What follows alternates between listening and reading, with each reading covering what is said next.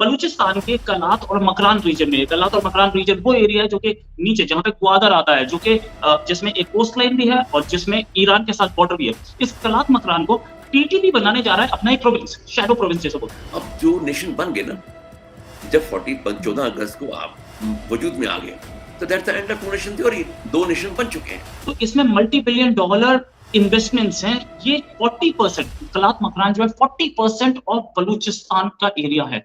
अब ये समझिए सबसे बड़ी प्रोविंस पाकिस्तान की, उसका 40% इन्होंने लिया। जिनका स्टेक जो है सिर्फ रात को रोटी खा के सो जाने का होता है, वो देश नहीं चलाना चाहते। जब पाकिस्तान की आर्मी आई, लड़ाई झगड़ा हुआ, जीते तो जीते, नहीं जीते तो कुछ नहीं होता। 1 महीने बाद फिर से टैक्स कलेक्शन शुरू हो जाएगा, तब फिर आएगी, फिर हम मार देंगे उन्हें। और आप बोलेंगे पॉलिटिशियन करप्ट है। ये जो परसेप्शन बना दी जाती है कि पॉलिटिशियन सारे करप्ट होते, दुनिया भर में पॉलिटिशियन करप्ट होते, कहाँ नहीं होते। नमस्कार दोस्तों, पाकिस्तान के बलूचिस्तान में तहरीके तालिबान कब्जा करने वाला है। जो बलूचिस्तान है वो पाकिस्तान का 40% हिस्सा है और जो तहरीके तालिबान है वहां से टैक्स लेगा, वहां पर अपनी सरकार चलाने वाला है। जहाँ पाकिस्तान के लिए एक और नई दुविधा आ गई है, जो कि पाकिस्तान ने इसको पाला है। अब ये पाकिस्तान पे राज करने वाला है और इसके राज करने से वहाँ पर चीन को भी नुकसान होने वाला है, क्योंकि वहाँ पर चीन के बहुत सारे प्रोजेक्ट है जो चल रहे हैं। जो बलूचिस्तान का एरिया है जहाँ पर कच्चा तेल होने की अधिक संभावना है। आप देखिए पहले बलूचिस्तान के कलात और मकरान रीजन में, कलात और मकरान रीजन वो एरिया है जो कि नीचे जहाँ पे ग्वादर आता है, जो कि जिसमें एक कोस्ट लाइन भी है और जिसमें ईरान के साथ बॉर्डर भी है। इस कलात मकरान को टीटीपी बनाने जा रहा है अपना एक प्रोविंस, शैडो प्रोविंस जैसे बोलते हैं। अब शैडो प्रोविंस क्या होगा? शैडो प्रोविंस ये होगा कि वहां पर वो ऑफिशियली या जैसे बोले कि कागजों में वो एरिया पाकिस्तान के पास है, लेकिन ये लोग भी अपनी एक गवर्नमेंट बना लेंगे वहां पे और लोगों से टैक्स कलेक्शन करेंगे, आती जाती गाड़ियों से टैक्स कलेक्शन करेंगे।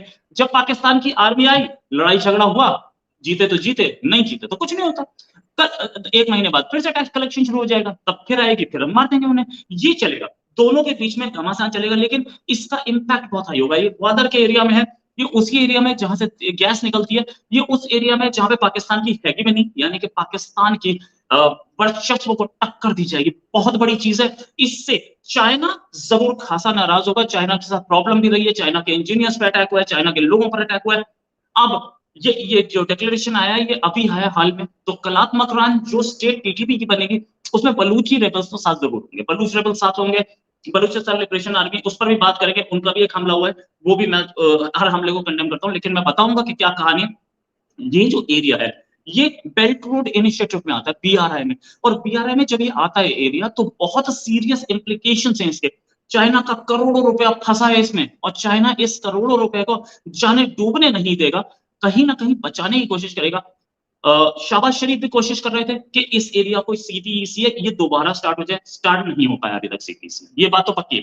सीपीईसी स्टार्ट होता तो कुछ ना कुछ उसमें से निकल रहा होता, लेकिन इनके सपने थे कि ये दोबारा स्टार्ट करेंगे, वहां डेवलपमेंट दोबारा करेंगे, पैसा दोबारा आएगा। अब ये कलात मकरान बनने से क्या होगा कि इनकी अपनी प्राइवेट मिलिशिया घूमेगी और उस तरीके से जिस तरीके से इन्होंने कश्मीरियों को सिखाया था कि आम आदमियों को मैं मिल जाओ और बाहर आओ, बाहर आके हमला करो और गायब हो जाओ, तो ऐसे पाकिस्तान की आर्मी के लोग उन पर हमले होंगे, पाकिस्तान की पुलिस पे हमले होंगे, पाकिस्तान के लोगों पे हमले होंगे।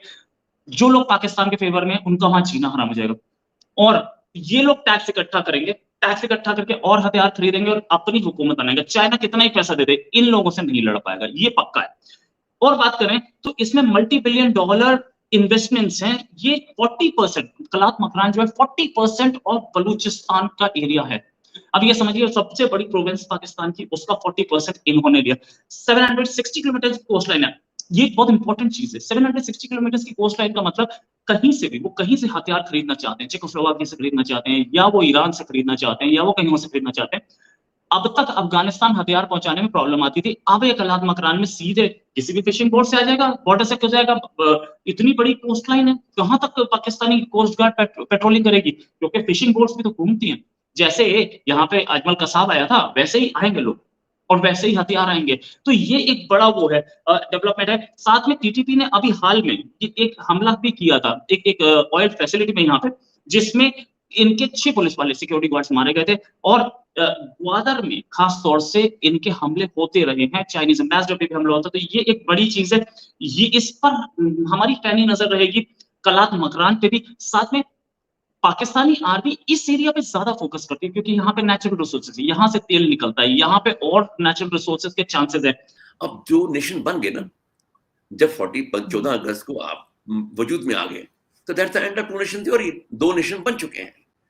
सो वो टू नेशन थ्योरी को वैलिडेट करने के लिए अगर निसाब के अंदर हिंदुओं के अगेंस्ट या इंडिया के अगेंस्ट अगर टेक्स्ट बुक में लाया जाएगा, तो कहीं ना कहीं आप फॉल्ट लाइन क्रिएट कर रहे हो।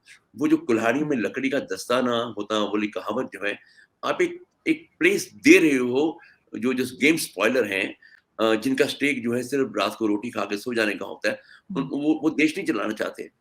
तो कहीं ना कहीं पाकिस्तान की फॉल्ट लाइंस जो हैं, वो उसके बारे में बहुत कुछ लिखा गया और पाकिस्तानियों ने लिखा हुआ है, और उस पे ऊपर काम करने की बहुत ज़रूरत है। और जब तक ये जो टफ टाइम है, ये टफ टाइम भी तब निकलेगा जब ऑनेस्ट जो आप लेंगे। पाकिस्तान की जो सिविल सोसाइटी है, उसको देखना पड़ेगा कि अगर आप सिविल सोसाइटी अगर सोशल मीडिया में बोले कि हमारे मुहाफिज सिर्फ फौज हैं, और आप बोलेंगे पॉलिटिशियन करप्ट हैं, ये जो परसेप्शन बना दी जाती है कि पॉलिटिशियन सारे करप्ट होते हैं, दुनिया भर में पॉलिटिशियन करप्ट होते, कहाँ नहीं होते। सी, एक चाणक्य का कोट है कि politics is pursuit of power. जो भी पॉलिटिक्स में आएगा ना, वो पावर ढूंढ रहा है, और पावर का सही इस्तेमाल करना जो है ना, एक धर्म है, एक ड्यूटी है पॉलिटिशियंस की। अब आप लाख बातें करते हैं यहाँ पे हमारे मोदी साहब के बारे में पाकिस्तान में, बट ट्रस्ट मी, आप मोदी साहब की परफॉर्मेंस नाप सकते हैं। You can measure. He's delivering day and night. बिल्कुल। India has changed so much in the last 9-10 years.